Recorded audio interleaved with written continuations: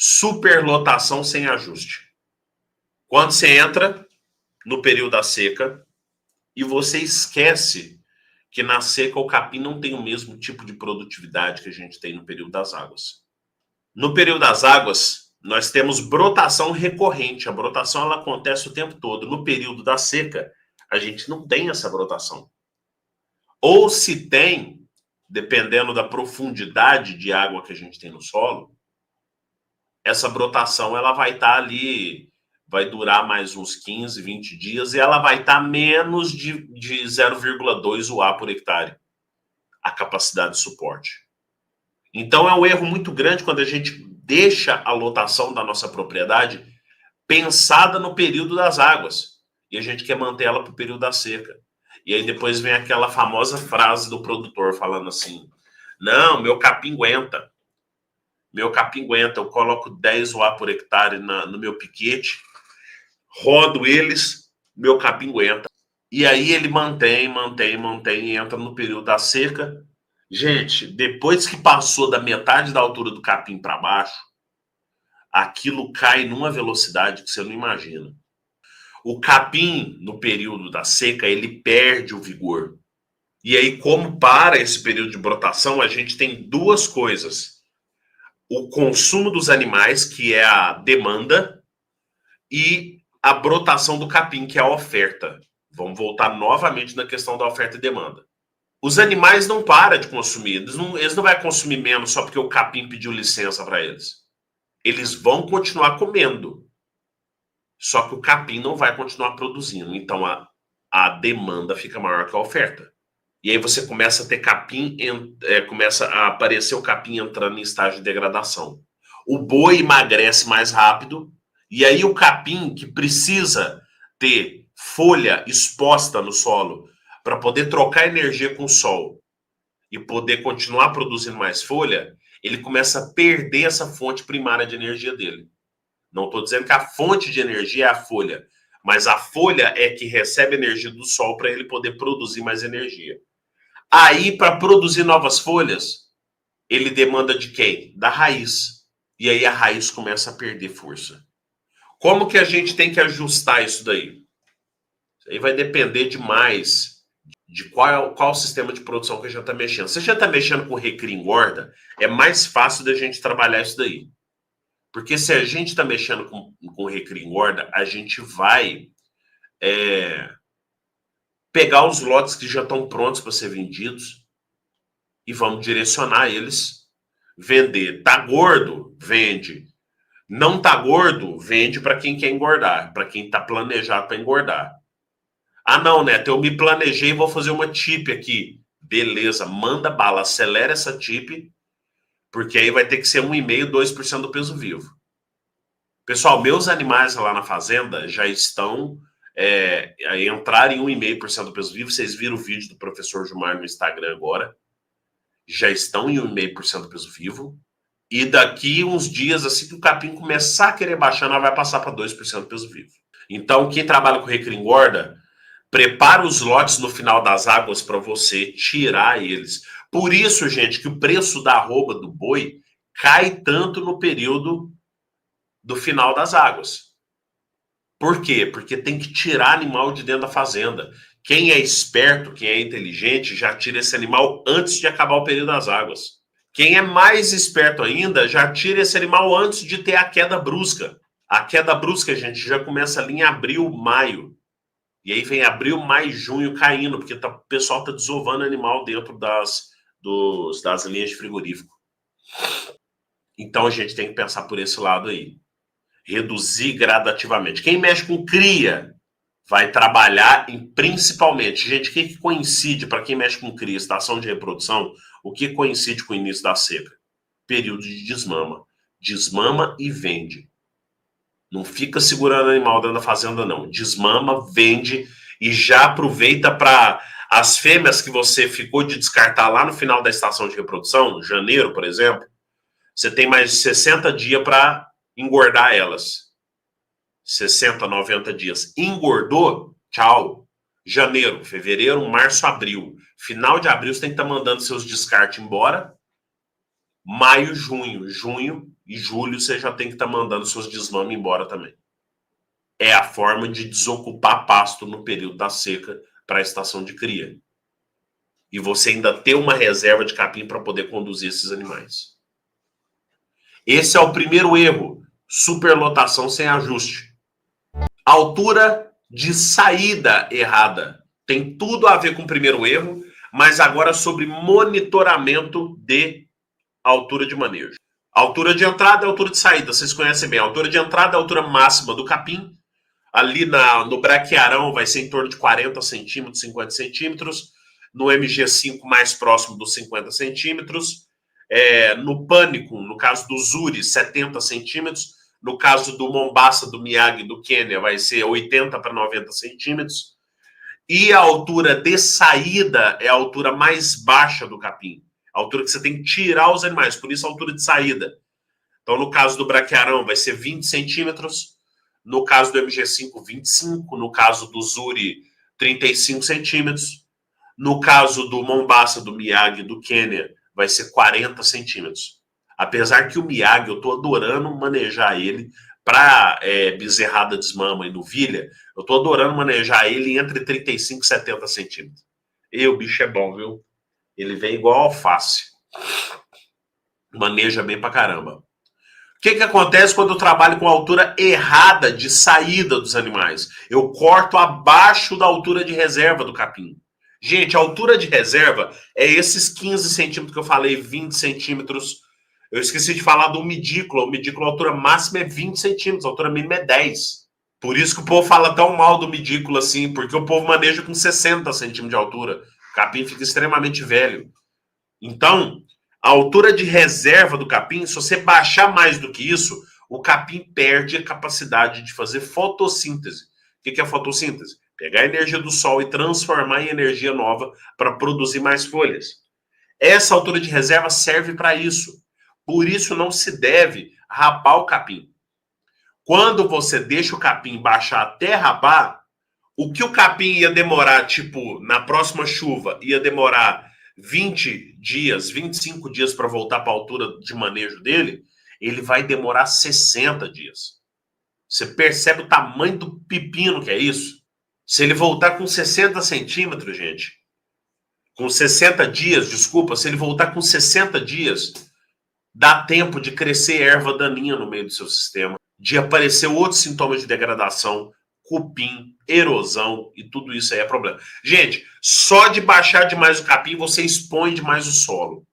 O sol tem a capacidade de fazer muita coisa com o solo que não deveria ser feito. Você melhorar o seu relacionamento com o solo da sua fazenda é uma das melhores coisas que o produtor pode fazer. E dentro dessas práticas, cobertura de solo é uma das principais práticas. Solo exposto pode trazer erosão, pode mudar muita coisa nas características do solo. A gente precisa trabalhar para que, na hora de tirar os animais, gente, isso é observação, tá? Isso não é dias, não é assim, a altura de saída vai atingir com 10 dias de pastejo. Negativo, para com isso. Eu vou dividir meu pasto em 4, então com 7 dias de pastejo eu tenho que tirar os animais. Besteira. Besteira, não é assim que funciona o negócio, não. Tem muita gente que faz desse jeito, mas não é assim que funciona. É observação. Neto, eu tenho dificuldade de observar, como é que eu posso fazer? Tem dois aparelhos, um mais simples, o outro mais complexo. O mais simples, gente, é a régua da Embrapa. Entra na internet, procura um site chamado Polite. Procura a régua de manejo de pastagem Polite. Tem uma que vem até o símbolo da Embrapa no meio. Não é propaganda não, tá? É porque eu comprei dessa, eu tenho dessa. Barata, sei lá quanto que é, entre 30 e 50 reais aí. Você tem as alturas de manejo dos capins tudo. Vermelho é onde não pode chegar. Verde é o intervalo de altura que você tem que mexer. Você tem vermelho para baixo e tem vermelho para cima. Vermelho para baixo é a altura de reserva do capim. Vermelho para cima é quando o capim começa a sementear. Você começa a ter formação excessiva de talo. Então, erro número 2. Altura de saída errada. E aí você tem problema de pasto rapado. Pasto rapado é pepino dentro da fazenda, hein, gente? Terceiro erro que o pessoal comete mais no período da seca. Deixar resíduo alto demais. Agora já é o contrário do segundo erro. Deixar resíduo muito alto. Porque o que acontece de ruim se eu deixar o resíduo muito alto, gente? Você está com medo de rapar o solo, rapar o capim. E aí você diminui a lotação. Gente, consumo de capim no período da seca, você tem que diminuir a lotação da fazenda, da propriedade como um todo. Mas do piquete, você tem que deixar de forma que os animais não vão selecionar. Então, uma lotação concentrada no piquete, vai comer esse capim, depois você leva para outro lugar, come outro capim, depois você leva para outro lugar, come outro capim. Mas não deixar animal selecionar. Se o animal selecionar, ele come só as folhas e deixa só os talos para trás. E a altura de manejo fica alta. A altura de manejo fica alta é boa, né? Você deixa o resíduo do capim muito alto. E aí começa a acontecer um dos maiores pesadelos para quem maneja capim. A brotação aérea. Neto, mas por quê? A brotação aérea é brotação. Tá vindo capim de qualquer jeito. Aí. Gente, mas a brotação aérea, ela é um problema no seguinte sentido. O capim, ele gasta muita energia para soltar aquela folhinha que vai em cima. Eu podia ter separado aqui, eu tirei umas fotos de brotação aérea muito boa. Ele gasta muita energia, ele gasta 3 vezes mais energia. Isso aqui, gente, jogando por alto, porque alguns capins gastam mais, alguns capins gastam menos. 3 vezes mais energia do que soltar uma folha embaixo. Soltar um novo perfilho, uma nova brotação de uma brotação embaixo, né? Me fugiu o nome da cabeça, mas é na base de perfilhamento. Imagina que ao invés de soltar aquela folha em cima, se os seus animais tivessem roçado na boca aquele capim, podia estar soltando 3 perfilhos novos, ou 3 brotos novos que vão virar perfilhos. Esquece negócio de, vou, na época das águas lá, vou deixar o capim sementear para fechar o solo. Gente, o que fecha solo é perfilhamento.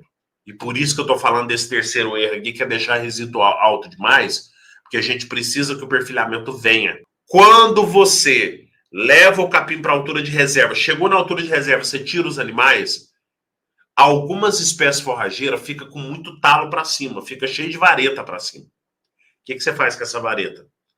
Se os seus animais não conseguem comer isso, roçadeira. MG5 faz muito isso. Pânico, tem várias espécies que faz muito isso. Roçadeira em tudo. Que aí, quando voltar o período das águas, ele vai voltar brotando por baixo.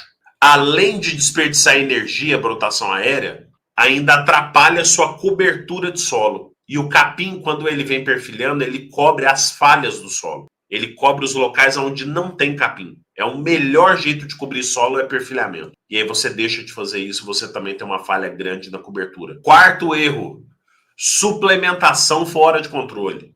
O que é a suplementação fora de controle? O pessoal suplementa de qualquer jeito. Lembra que eu mandei, eu criei já vídeo aqui, já criei aula, e eu trago sempre esse conceito, que foi um conceito que eu criei lá atrás, chamado escadaria da suplementação. Por que da escadaria da suplementação? Para mostrar que para a gente chegar num patamar mais alto da pecuária, a gente precisa puxar degraus cadenciados, sempre subindo ou mantendo o mesmo nível de suplementação. Pensa em locais que você conhece que tem escada. Como é que funciona essa escada? Vamos supor, escada de aeroporto ou escada de rodoviária, que sobe, tem uma plataforma e depois continua subindo. Nunca uma escada sobe, desce, depois sobe de novo. Isso chama desperdício de degrau. Nunca você faz uma suplementação que sobe, depois desce, depois sobe de novo. Chama desperdício de dinheiro. Por isso que eu criei a escadaria da suplementação.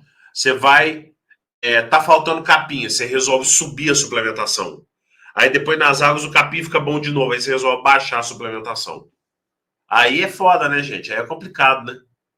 Neto, mas a seca é a hora de soltar o proteinado à vontade. Gente, a hora de soltar o proteinado à vontade é a hora que você quer acelerar seus animais. Na seca, o pessoal sempre viu falando muito aqui, hoje eu vou justificar uma coisa que eu falo e às vezes as pessoas me confrontam com essa fala. Neto, por que na sua fazenda você faz a seca com 0,3, com 0,5 e você recomenda as pessoas fazer com 0,1, 0,2? Por que, gente, 0,3, 0,5, na minha propriedade ou qualquer propriedade que trabalha com alta intensificação, são níveis baixos de suplementação, 0,3, 0,5. Que para depois entrar no período das águas é 0,5, 1%. De 0,5 a 1%. Eu estou obedecendo o degrau da escadaria. Só que a maioria das propriedades ainda está num nível de intensificação que passa por mineral adensado, que passa por mineral comum. E quando chega o período da seca, a pessoa quer acelerar de uma vez e depois volta lá o período das águas, quer voltar para um proteinado, voltar para um adensado. Então essa pessoa ainda tem a mentalidade de adensado na cabeça. Período da seca aí vai ser momento de economizar. Reduz a sua lotação, passa para 0,1% peso vivo, talvez com proteína mais alta, conduz a seca. Acabou a seca, aí você acelera seus animais. Aí você bota para cima. Suplementação não pode perder o controle. Se você acelerar demais na seca, você não tem qualidade de fibra para trabalhar a produção de ácidos que acontece dentro do rumen. Isso pode acontecer uma acidose, isso pode acontecer um problema de intoxicação com ureia, dependendo se você tiver um local que tem água, ou às vezes um consumo exagerado de produto com nível alto de ureia. E principalmente pode acontecer de margem negativa para você. Por quê? No 0,5, gente, o animal não ganha o mesmo peso que ele ganha no 0,5 nas águas. No 0,5, o animal ganha um pouquinho a mais de peso do que no 0,3 na seca. Nas águas, ele já ganha muito mais. Faixa recomendada para trabalhar período da seca, 0,1 a 0,2% do peso vivo. Por quê? Porque eles têm mais fatores dentro da formulação deles que vão reter o consumo, vai segurar o consumo dos animais. Então, por isso, a gente tem que prestar atenção nisso daí. Não pode soltar a suplementação de uma vez sem planejamento. Agora, você vai trabalhar com planejamento? Show de bola. Manda bala. Entendeu? Se você for trabalhar com planejamento, aí você vai trabalhar acelerando isso aí. Acelerando o processo. Quinto erro que mais acontece, para mim, um dos mais importantes dentro do sistema de produção dentro da fazenda, que é negligenciar água de qualidade. A gente percebe como que está a situação da água dentro da fazenda quando chega o período da seca. Gente, eu vou contar para vocês o que é uma frase que muito produtor fala para mim. E aí, a partir de agora, você tem que pensar o seguinte: eu não posso deixar essa frase ser comum na minha fazenda. Eu chego pro produtor e falo assim: agora na seca, como é que tá aí a sua água? Como é que tá a qualidade da sua água para os seus animais? Tá controlando certinho? Ah, Neto, na seca é difícil, né? Na seca a água sempre é um problema, né, Neto? Negativo. Não deveria ser. A partir do momento que você tem controle sobre as águas, Neto, mas é muito caro. Mas você tem uma fazenda ou você tem o quê? Não estou entendendo. Sua fazenda, você tem que investir nela. Investimento essencial para a fazenda. Além da infraestrutura básica dela. Balança, porque você mexe com gado de corte. Por mais que não para o início da fazenda, mas você tem que fazer eventualmente água, encanar água e colocar bebedouro. Gente, é um investimento que você faz uma vez só para cada expansão de sistema de produção. O investimento pesado vai acontecer uma vez só. A sua estrutura de armazenamento de água e distribuição de água. Água quente, quente demais que eu falo, porque a água do bovino ele gosta de uma água morna, realmente. Mas água quente demais, suja demais, matéria orgânica muito alta, cai a ingestão de água. E o consumo de água está ligado diretamente ao consumo voluntário de matéria seca, está ligado diretamente ao consumo de suplemento, e isso vai trazer no final uma queda de ganho de peso. Talvez até uma perda de peso. Gente, pensa comigo, se o animal não bebe água e ele tá lambendo aquele suplemento, que além de você colocar um suplemento para ele, que é salgado pra caramba, porque os suplementos aí tem na base de, os que tem menos quantidade de sal tem entre 5% e 10%, os que tem maior quantidade de sal tem 30%, 40%. Então é salgado pra caramba o suplemento. Seco, pó, o animal vai dar sede. Vocês já tentaram comer farinha pura? Comer farinha pura, primeira coisa que dá vontade na gente é de tomar algum líquido. Quando a gente reduz a ingestão de líquido, a gente reduz a ingestão de matéria seca. Isso aí é batata. Ele reduziu ingestão de água, reduz ingestão de matéria seca. E para o seu animal ganhar peso, ele tem que ingerir matéria seca. Outro problema de cuidado de água que a gente tem nas propriedades, quando a pessoa deixa fazer aquelas cacimbas, aqueles poços que tem na propriedade. Gente, nos meus quase 20 anos trabalhando com pecuária de corte, eu nunca tinha visto o que eu vi agora, na prática mesmo. Eu já tinha ouvido falar do produtor fazer, mas nunca tinha visto um recém-feito.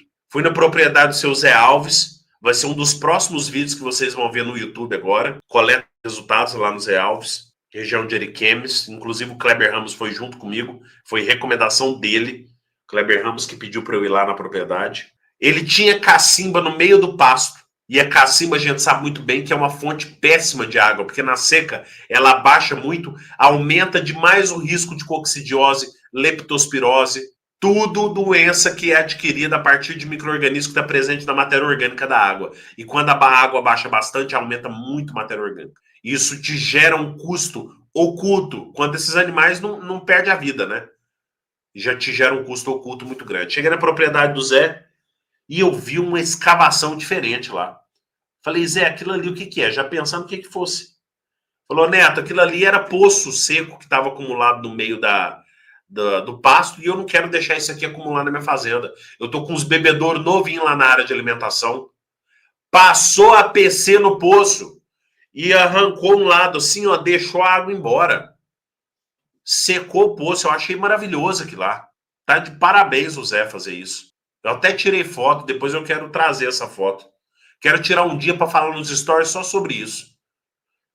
Os animais vão beber água aonde tem água de qualidade para eles beber.